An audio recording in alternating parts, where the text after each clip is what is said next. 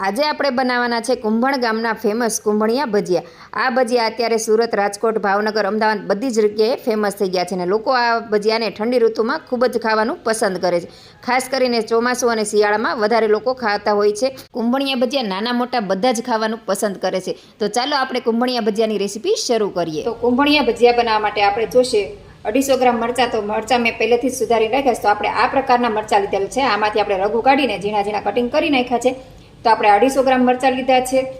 પછી આપણે લેવાના છે 250 ગ્રામ ધાણા. તો ધાણા પણ આપણે આમાં એડ કરી દઈશું અને આ બધી જ વસ્તુ આપણે ધોઈને સાફ કરીને લેવાની છે. ધાણા પણ મેં પહેલાંથી જ સુધારીને રાખી દીધા છે.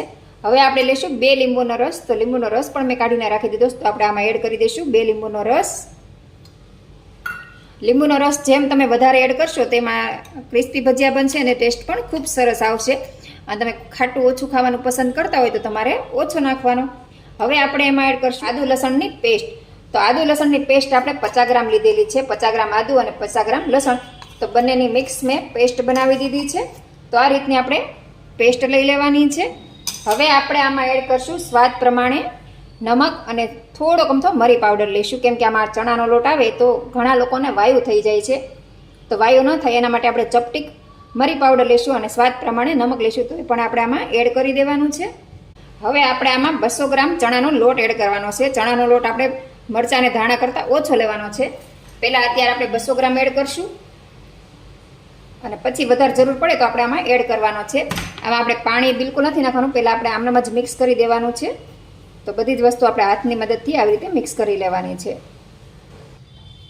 તો તમે જોઈ શકો છો આપણે હાથની મદદથી એકદમ સરસ રીતે મિક્સ કરી દીધું છે. તો હવે આ થોડુંક કઠણ લાગે છે. તો હવે આપણે આમાં થોડુંક અમથું પાણી નાખવાનું છે. બહુ ઝાઝું નથી નાખવાનું. થોડુંક 2 થી 3 ચમચી જેટલું આપણે પાણી નાખશું અને સરસ રીતે મિક્સ કરી લેવાનું છે. અને આમાં આપણે મરીન પાવડર નાખ્યા છે. મરી પાવડર તમને ના પસંદ હોય તો તમે એને સ્કીપ પણ કરી શકો છો.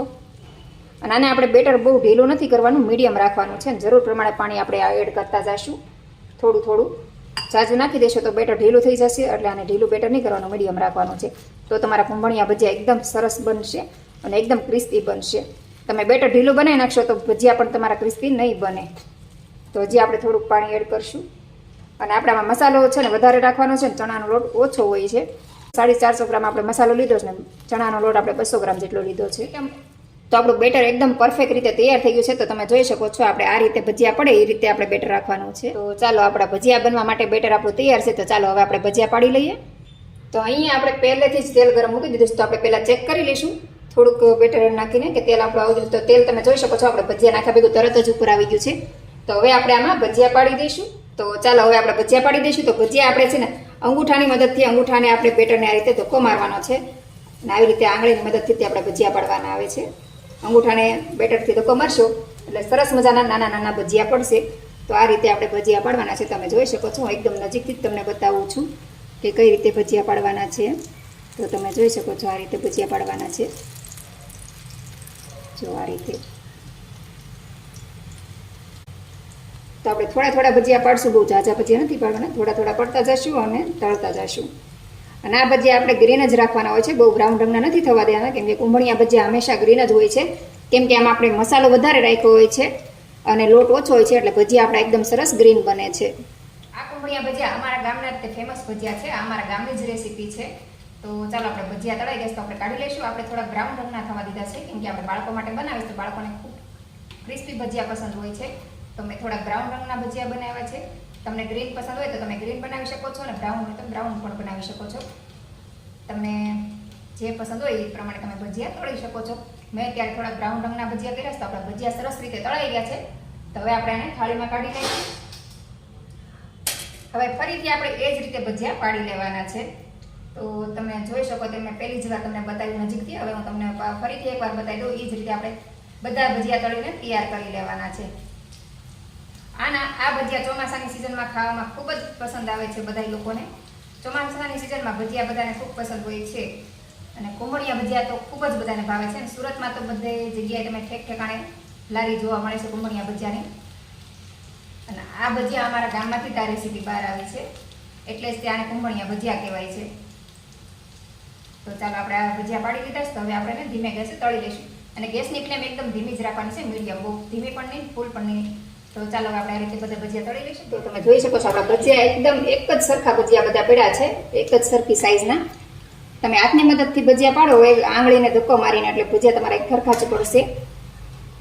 તો આ રીતે આપણે બધા ભજીયા તળી લેવાના છે ને આ ભજીયા આપણે ગ્રીન રાખશું. તો જો તમે જોઈ શકો છો આ રીતના ગ્રીન ભજીયા હોય છે કુંભળિયા ભજીયા, પણ આપણે થોડાક અમથા બ્રાઉન થવા દેશું કેમ કે બાળકોને થોડાક ક્રિસ્પી પસંદ હોય. અને ગ્રીન ભજીયા રાખશો તો થોડાક નરમ બનશે. અને આપણે આમાં સોડા બિલકુલ ઉપયોગ નથી કર્યો અને કુંભળિયા ભજીયામાં સોડા હોતા જ નથી. તો કુંભળિયા ભજીયા બનાવો ત્યારે સોડા તમારે બિલકુલ નાખવાનો નથી કેમ કે કુંભળિયા ભજીયામાં ક્યારેય સોડા હોતો જ નથી. તો ચાલો આપણા ભજીયા બનીને તૈયાર થઈ ગયા છે. તો આ રીતે આપણે બધા જ ભજીયા તળીને તૈયાર કરી લઈશું. તો આપણા ભજીયા તળાઈને તૈયાર થઈ ગયા છે. તો ચાલો હવે આપણે આને સર્વ કરી લઈશું. તો આપણા કુંભળિયા ભજીયા બનીને તૈયાર છે. તો તમે આ ભજીયાને ચટણી, છાશ, કાંદા, મરચાં સાથે સર્વ કરી શકો. ચટણી સાથે સર્વ કરીએ છીએ. તો આપણે એકદમ ટેસ્ટી અને ક્રિસ્પી કુંભળિયા ભજીયા તૈયાર છે. તમે આ ભજીયા બનાવો, ખાઓ અને તમારો અનુભવ મારી સાથે શેર કરો. વિડીયો પસંદ આવે તો લાઇક, શેર અને સબસ્ક્રાઈબ કરવાનું ભૂલતા નહીં. Thank you.